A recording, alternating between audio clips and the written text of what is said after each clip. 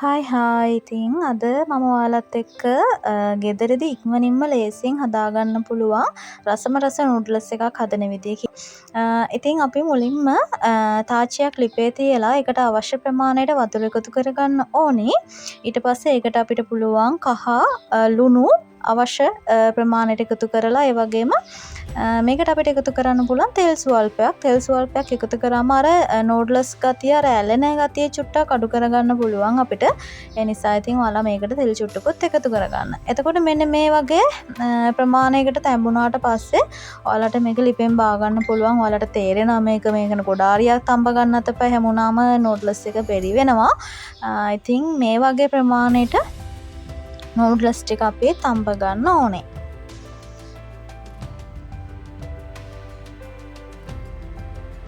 හරි ඉතින් අපි නූඩ්ලස් ටික තඹගෙන වෙන වාජනයකට අයින් කරගෙන ඉවරයි. ඊට පස්සේ අපි මේකට තාච්චියක් තියලා ඒ තාච්චියට අපි තෙල් ස්වල්පයක් එකතු කරගන්න. ඉතින් ඔයාලට අවශ්‍ය ප්‍රමාණයට ඔයාලට මෙතනදී තෙල් එකතු කරගන්න පුළුවන්. ඊට පස්සේ මම මේකට ඇස්ට්‍රා එකක් එකතු කරනවා. තෙල් චුට්ටක් එක්ක ඇස්ට්‍රා එකකුත් මම මේකට එකතු කරනවා. ඔයාලට කැමති නම් ඔයාලා එකතු කරගන්න.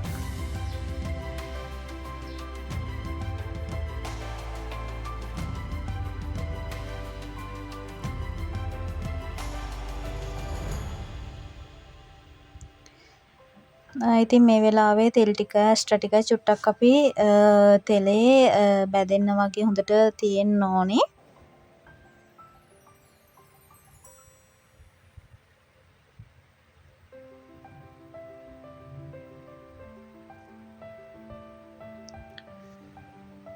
හරි දැන් අපි මේකට තලාගත්ත ඉඟුරු සුදුලූණු ස්වල්පයක් එකතු කරගන්නවා.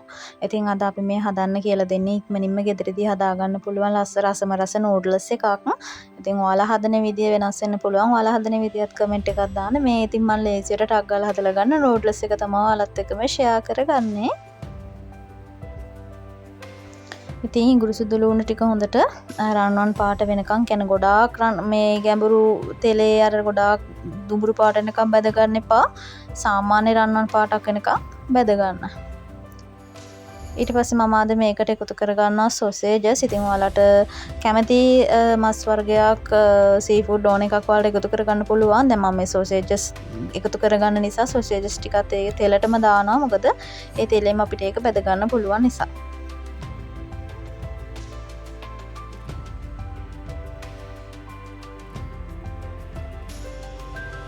මේකට මස් වගේ සීෆුඩ් වගේ දෙයක් දානවා නම් වෙනම තෙලේ බැදලා වෙනම අයින් කරලා තියාගන්න. දැන් අර මම මේකට අද එකතු කරගන්නේ සොසේජ් විතරක් නිසා මම මේකට මෙහෙම දාන්නේ.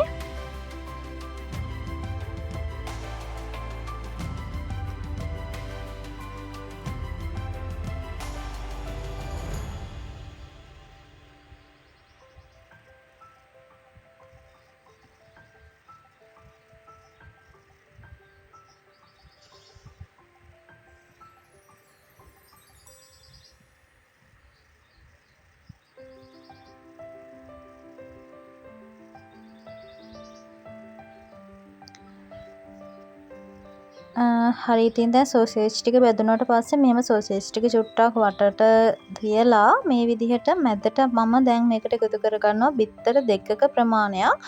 අපි මේක හදන්නේ 3 දෙනෙක්ට වගේ කන්න ප්‍රමාණයකට තමයි අපි මේ නූඩ්ලස් එක හදන්නේ. ඉතින් මම මේකට දැන් මේ වෙලාවේ බිත්තර දෙකක් එකතු කරගන්නවා. ඉතින් ඔයාලගේ ගෙදර ඉන්න කට්ටිය අනුව ඔයාලට මේකට දාන අමුද්‍රව්‍ය අඩු වැඩි කරගන්න පුළුවන්.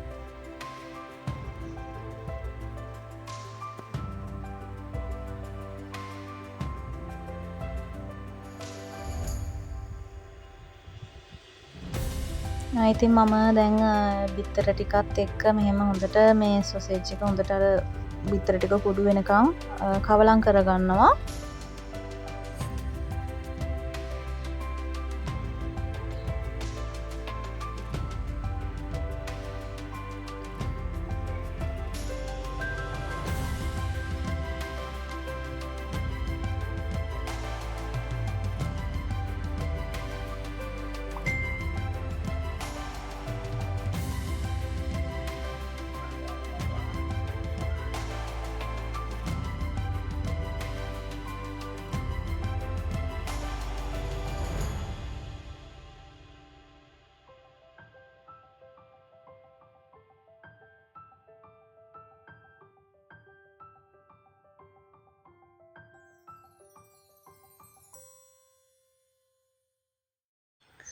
හරි ඉතින් දැන් මම මේ වෙලාවේ මේකට එකතු කරගන්නවා කරපිංචා. කරපිංචා ටිකක් තෙලේ චුට්ටක් බැදෙන්න වගේ තියෙන්න ඕනේ.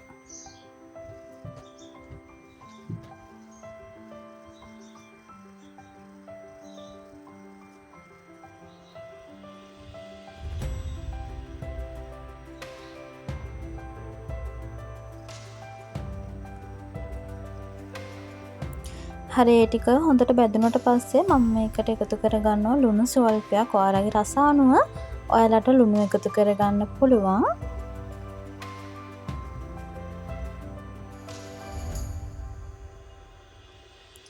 ඊට පස්සේ කෑලි මිරිස් කුඩු ස්වල්පයකුත් එකතු කරගන්නවා.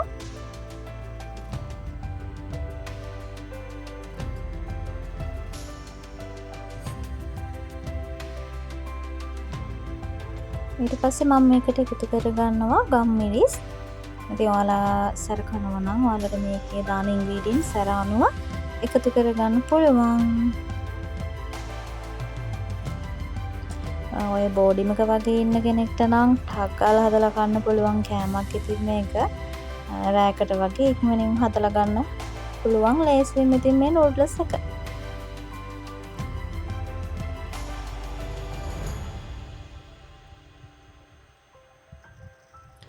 හරි ඉතින් මම කපා ගන්න තියෙනවා චූටියට ලියාගත්ත ලීස්, කැරට් ඒ වගේම ලුණු ගෙඩියක්.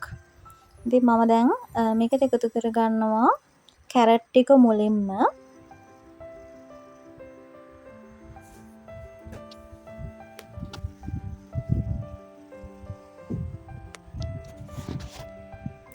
හරි ඊට පස්සේ ඉතින් අපි මේක මේ විදිහට හොඳට කැරට් ටික තෙලේ ටෙම්පරාදු වෙන්න හොඳට කවලම් කරගන්න. කැරට් නිකන් අර අමු ගතියටත් වගේ ඒ වගේ තියෙන ගොඩාක් ටෙම්පරාදු කරගන්නත් එපා. සාමාන්‍ය ගානට චුට්ටක් තෙලේ ටෙම්පරාදු වෙන්න තිබ්බනම් හරි.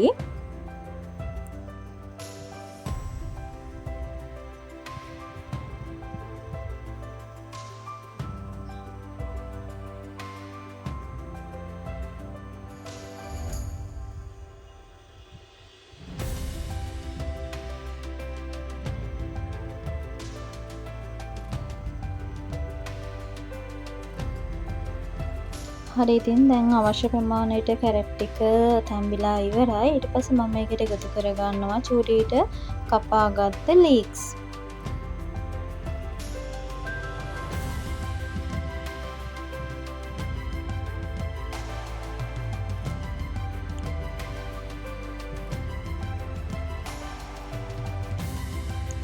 ඒත් එක්ක මම එකතු කරගන්නවා මේකට කපාගත්ත ලුණු ගෙඩි එක ප්‍රමාණයක්. එකත් පොඩිවට කපලා ගන්න. ඊට පස්සේ හොඳට අපි මේක කවලම් කරගන්න ඕනේ. දැන් ලස්සන පාටක් තියෙනවා. කන්න ආස හිතෙන පාටක් තමයි දැන් ඉතින් තියෙන්නේ. ඉතින් ඔයාලට මේ වෙලාවේ ඔය සී ෆුඩ්, චිකන් වගේ දේවල් එකතු කරගන්න ඕන. ඒවා බැදලා කලින් බැදලා මෙන්න මේ වෙලාව මේකට එකතු කරගන්න පුළුවන්. ඉතින් මේකට කිසිම රසකාරකයක් දාන්නේ නැහැ. මම නම් ඉතින් ඔයාලා දානවා නම් ඒ අවශ්‍ය ඒවා දාලා හදා ගන්න. මම නම් කිසිම රසකාරකයක් එකතු කරන්නේ නැහැ.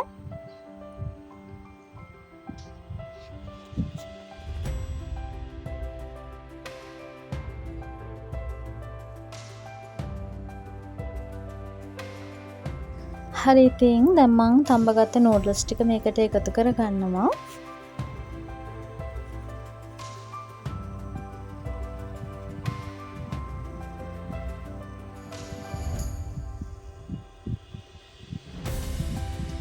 ඊට පස්සේ ඉතින් අපි මේක හිමීට කවලම් කරගන්න තමයි තියෙන්නේ. දැන් ඉතින් ඔන්න රසම රස නූඩ්ල්ස් එකක් හදලා ඉවරයි. මේක හරිම රසයි. රසකාරක එහෙම මොකුත් දාලා නැති නිසා හරිම රසයි. අර ඇස්ට්‍රා හැම දැම්මම ඇත්තටම මාර රසක් එනවා. ඉතින් ඔයාලත් මේ විදිහට හදලා බලන්න.